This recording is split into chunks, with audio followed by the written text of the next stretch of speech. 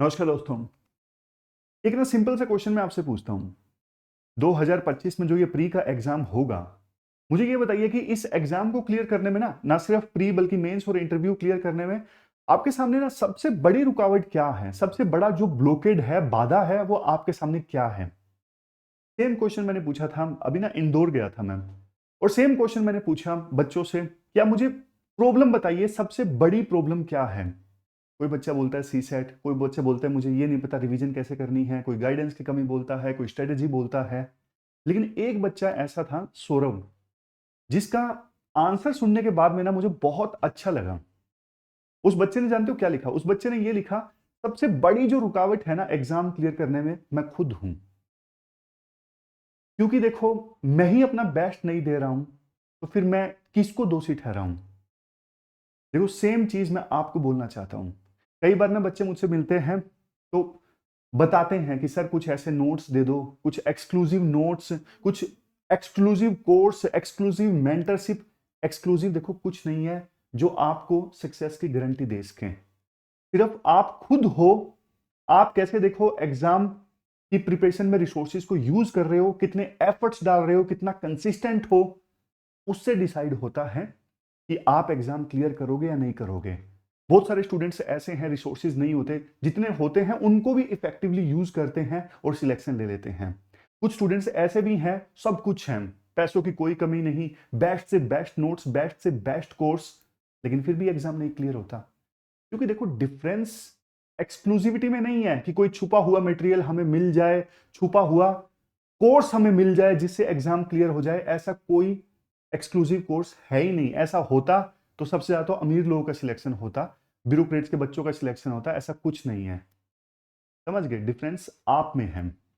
आज इंटरनेट का जमाना है, सब कुछ डेमोक्रेटाइज्ड है, सब कुछ फ्री में अवेलेबल है। अब जैसे रिवीजन की बात है, अब देखो, मई में एग्जाम होगा, 25 मई को। आप में से बहुत सारे लोगों ने शेड्यूल बनाया होगा और शेड्यूल के हिसाब से तैयारी कर भी रहे होंगे, रिवीजन भी कर रहे होंगे। लेकिन वो बच्चे जिन्होंने देखो अभी तक शेड्यूल नहीं बनाया है कि कैसे प्री तक की तैयारी की जाए, मतलब कैसे रिवीजन किया जाए, तो उनके लिए देखो मैं आपको बताता हूं, उड़ान तो पहले ही आ गई थी। उड़ान के बारे में आप सबको पता है। स्टैटिक और करंट अफेयर दोनों की है। स्टैटिक की उड़ान अलग है और करंट अफेयर की उड़ान 500 है। दोनों की बुकलेट्स आ चुकी हैं। उड़ान 500 की दो तीन बुकलेट बाकी हैं, कल आ जाएंगी। लेकिन देखो, कुछ बच्चों ने ये बोला कि सर हमें ना आप ना ये जो बुकलेट है इसकी रिवीजन करवा दीजिए वीडियो में, मतलब एक टीचर पढ़ा देगा और हम उसको सुन लेंगे तो हमारा ज्यादा अच्छे से रिवाइज हो जाएगा। तो उन्हीं बच्चों की रिक्वेस्ट पे काम करते हुए ये देखो पूरा शेड्यूल है। उड़ान को रिवाइज करवाने के लिए ना ये पूरा शेड्यूल है। स्टैटिक उड़ान को रिवाइज करवाने के लिए 9 फरवरी को वन शॉट वीडियो आएगा, मतलब एक ही वीडियो में पूरा जो एंशियंट हिस्ट्री है ना आपका रिवाइज हो जाएगा। 9 फरवरी को वीडियो आएगा।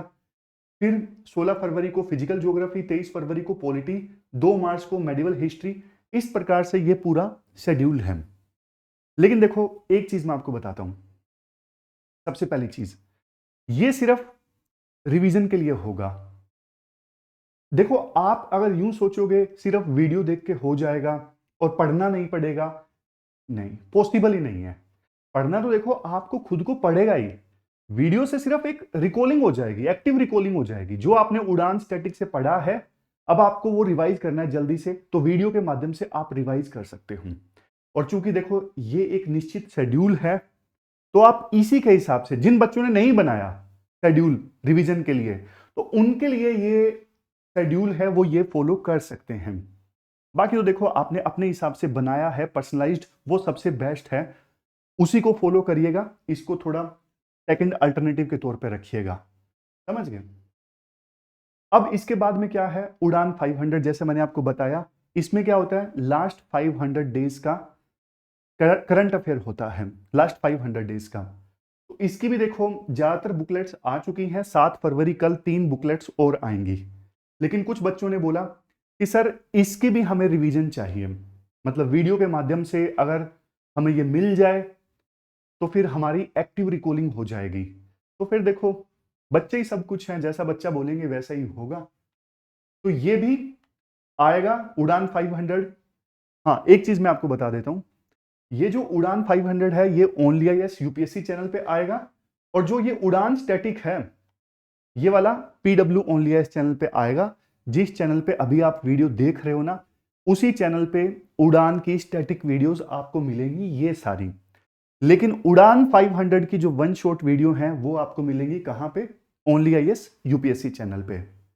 समझ गए? तो उसका जो पूरा शेड्यूल है वो ओनली आईएएस यूपीएससी चैनल पे आपको मिल जाएगा, करंट अफेयर्स की रिवीजन का पूरा शेड्यूल। उसके अलावा आपको क्या क्या मिल रहा है? लास्ट 30 ईयर्स के पीवाईक्यू की सीरीज। अब आपको पता है पीवाईक्यू की इंपॉर्टेंस बार बार मुझे बताने की जरूरत नहीं है। यूपीएससी मेन थीम्स को रिपीट करती है। कुछ साल पहले अगर ऑप्शन में कोई चीज है तो इस बार वो स्टेटमेंट में दे देगी। समझ गए? तो पीवाईक्यू की इंपॉर्टेंस आप सबको पता है, आप सीरियस एस्पायरेंट्स हो तो पीवाईक्यू जो है ये ओनली एस यूपीएससी चैनल पे आएंगे। आप इनकी भी वीडियोस देख सकते हो और इनके नोट्स भी होंगे। वीडियो देखना चाहो तो वीडियो देख सकते हो, नोट्स देखना चाहो तो नोट्स से पढ़ सकते हो, जैसा आप कंफर्टेबल हो। समझ गए? इसके अलावा ऑल इंडिया कॉम्प्रिहेंसिव मॉक, ताकि आपको पता लग सके आप कहां पे स्टैंड करते हो, क्या गलतियां कर रहे हो। वैसे तो देखो टेस्ट सीरीज तो आपको पता है आजकल आप कहीं से भी आपको मिल जाती है, लेकिन इन कॉम्प्रिहेंसिव मॉक का फायदा ये होता है कि आपको अपनी रैंकिंग वगैरह पता लग जाती है, रिलेटिव कंपटीशन पता लग जाता है। वैसे कुछ लोग ऐसे होते हैं जो देख देख के मार्क कर देते हैं, फिर ऊपर ऊपर उनकी रैंक आ जाती है 190 मार्क्स, उनको हटा दो। बाकी देखो जो ऑनेस्टली एग्जाम देते हैं तो आपको पता लग जाता है कि रिलेटिवली आप कहां पे स्टैंड करते हो, आप कितनी गलतियां कर रहे हो।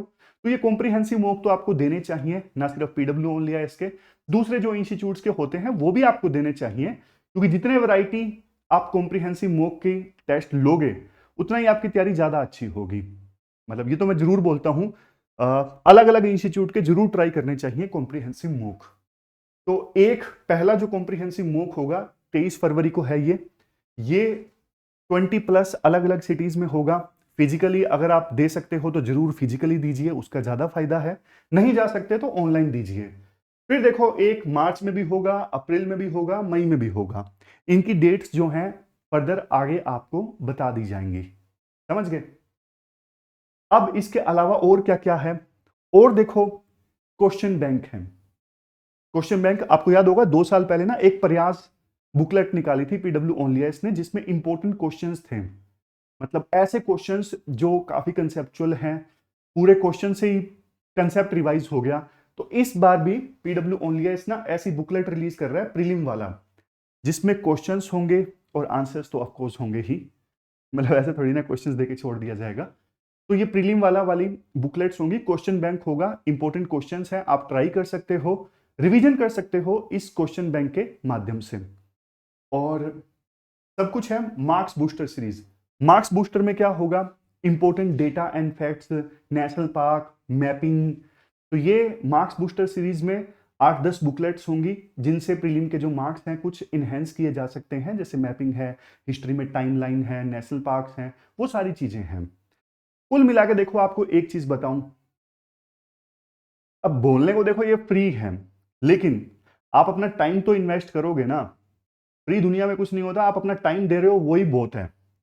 बस मैं एक चीज आपको बोलूंगा, टाइम दे रहे हो तो अच्छे से टाइम देना। ऐसा नहीं कि ये फ्री में चीजें मिल रही हैं तो बस ज्यादा लाइटली ले लिया, ऊपर ऊपर से देख लिया, नहीं। हमेशा याद रखना, या तो देखो पूरी तरह से जोर ही लगा दो, एग्जाम क्लियर करके निकल ही जाओ। अदरवाइज तो देखो अगली बार भी यही आप बुकलेट्स देख रहे होंगे, वही जो शुरुआत में मैंने बात बोली आपको, एक्सक्लूसिव मटेरियल मिल जाए, कोई एक्सक्लूसिव कोर्स मिल जाए, कुछ नहीं है, कोई एक्सक्लूसिविटी नहीं है। एक चीज आपको बोलूं, बस मोटिवेशन के लिए नहीं बोल रहा हूं, क्योंकि देखो मोटिवेशन अंदर से आता है, बाहर से कोई नहीं दे सकता है। थोड़ा अवेयर करने के लिए बोल रहा हूं, डराने के लिए नहीं बोल रहा हूं। हर साल देखो अभी इंटरव्यू बच्चे दे रहे हैं, मॉक इंटरव्यू, और यूपीएससी में भी चल रहा है, मतलब साथ के साथ ऑफकोर्स। तो रिजल्ट आएगा उसके बाद में देखो, मान लीजिए 2500 बच्चे इंटरव्यू दे रहे हैं, ऑलमोस्ट 1000 लोगों का होगा, 1500-1600 का नहीं होगा, वो फिर से एग्जाम देंगे। इस बार मेंस का रिजल्ट आया, जिनका नहीं हुआ वो भी एग्जाम देंगे। तो मतलब आपका कंपटीशन ऐसे लोगों से है जो ऑलरेडी इस एग्जाम प्रोसेस में काफी ऊपर जा चुके हैं और वो फिर से एग्जाम दे रहे हैं। तो इसमें देखो, गलती का स्कोप नहीं है, लाइटली लेने का स्कोप नहीं है। इसलिए वही बात दोबारा से बोलूंगा, सबसे बड़ा जो डिफरेंस क्रिएट कर सकता है ना आपकी इस जर्नी में, वो आप खुद हो। तो एक्सक्यूज देना छोड़िए, सब मटेरियल अवेलेबल है, चाहे वो पीडब्ल्यू ओनलीएस का है या फिर दूसरे इंस्टीट्यूट्स का है। बस आप अच्छे से फॉलो कीजिए, अपना बेस्ट दीजिए। बस कमेंट बॉक्स में आप लिख देना कि मैं अपना बेस्ट दूंगा या दूंगी। इतने में मुझे एटलीस्ट थोड़ी सेटिस्फेक्शन हो जाएगी कि हाँ, बच्चे पूरे मन से तैयारी कर रहे हैं। तो थैंक यू वेरी मच।